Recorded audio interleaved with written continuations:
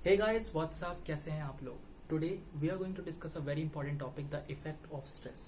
ये टॉपिक आपके chapter number 3 में एनसीईआरटी में पेज नंबर 57, 58, 59 पर मेंशन्ड है.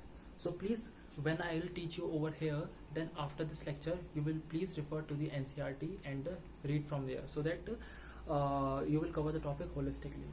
So let us start the discussion. कि स्ट्रेस का हमारी बॉडी पे क्या इफेक्ट होता है, कि what role does the stress play in different different fields. First of all is the emotional. Stress के कारण हमारे इमोशंस पे क्या फर्क पड़ता है. पहले देखा इसमें mood swings.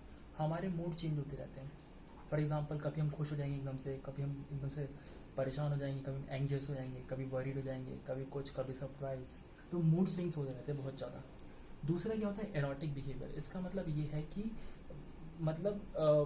Same mood swings जैसा लगभग ये है जो हमसे एक्सपेक्ट नहीं करा जा रहा, वो हम इमोशनल आउटबर्स्ट शो कर रहे हैं.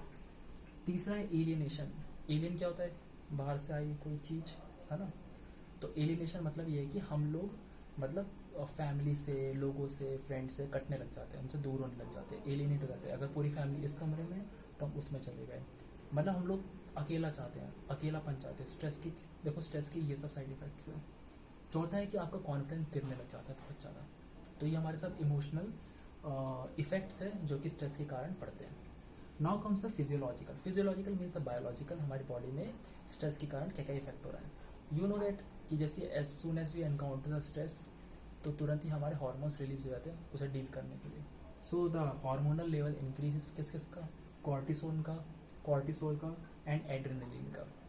बट अगर यही hormone if they will be present for a prolonged period of time, then काफ़ी प्रॉब्लम होने लग जाती है. फॉर एग्जांपल लाइक बीपी का प्रॉब्लम होगा, हार्ट रेट बढ़ जाएगा, है ना, मेटाबॉलिज्म में डिसबैलेंस आ जाएगा, है ना.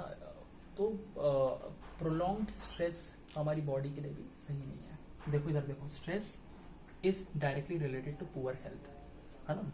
अगर स्ट्रेस ले रहे हो ना तो हेल्थ पे भी इफेक्ट पड़ेगा. इधर देखो, 70% of the physical illness is related to stress. जितने भी बंदे हम लोग बीमार होते हैं ना, 70% केसेस वो बीमार इस वजह से है क्योंकि वो बंदा स्ट्रेस ले रहा है. सो अगर आपने स्ट्रेस लेना छोड़ दिया या स्ट्रेस को कोप करना या डील करना सीख लिया तो आप बेसिकली इल लगभग नहीं पड़ सकते. Now comes the third one is a cognitive. Cognitive is related to mental, mind, intelligence. तो अगर आप स्ट्रेस में होते हैं, आपको पता होगा जब आप स्ट्रेस में होते हो तो आप ढंग से डिसीजन नहीं ले पाते हो. आपके सर पे एक प्रेशर रहता है, आप कुछ सोच नहीं पाते हो ढंग से, ना ही लॉजिकली सोच पाते हो, ना ही हर किसी भी तरीके से नहीं सोच पाते हो. तो मेंटल ओवरलोड हो जाता है क्योंकि already you are suffering from stress. और तो आपकी सोचने समझने की शक्ति जो होती है, इंटेलेक्चुअलिटी होती है, रीजनिंग होती है, वो सब डिक्रीज डाउन होने लग जाती है. Now comes a sound decision. Sound decision मतलब होते हैं कि अच्छे सही decisions with positives and negatives, है ना. तो साउंड डिसीजन की जो कैपेसिटी होती है वो भी हमारी कम होने लग जाती है. पुअर कंसंट्रेशन, हम लोग कंसंट्रेट नहीं कर पाते. आपने देखा होगा अगर हम स्ट्रेस ले रहे होते हैं तो हमारा कंसंट्रेशन लेवल बहुत नीचे चला जाता है, हम लोग बिल्कुल भी फोकस नहीं कर पाते. Then comes your reduce short term memory. हम भूलने लग जाते हैं. मेरे हाथ में मोबाइल था, मैंने रखा, मैं भूल गया मैंने कहाँ रखा. मेरे हाथ में कीज थी, स्कूटी की या बाइक की कीज थी, मैं रख के भूल गया.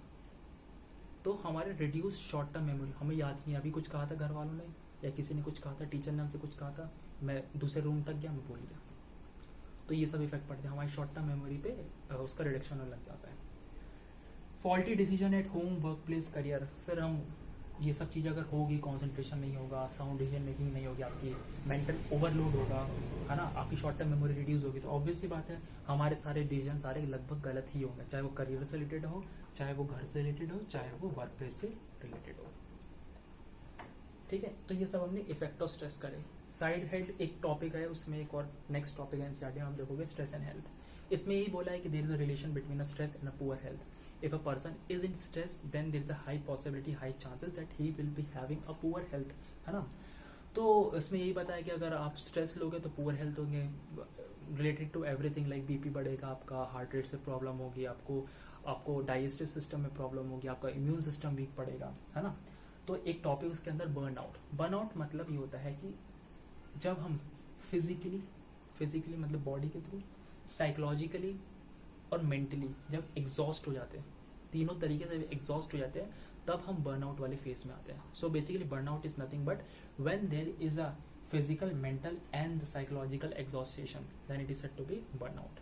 And last we have already discussed कि mental and health का यही relation है कि 70% of जितनी भी physical illness है हम लोगों की, it is directly related to the stress. So that's all from my side. और हम next lecture में general adaptation syndrome discuss करेंगे. So please like and subscribe if you like these videos. Thank you.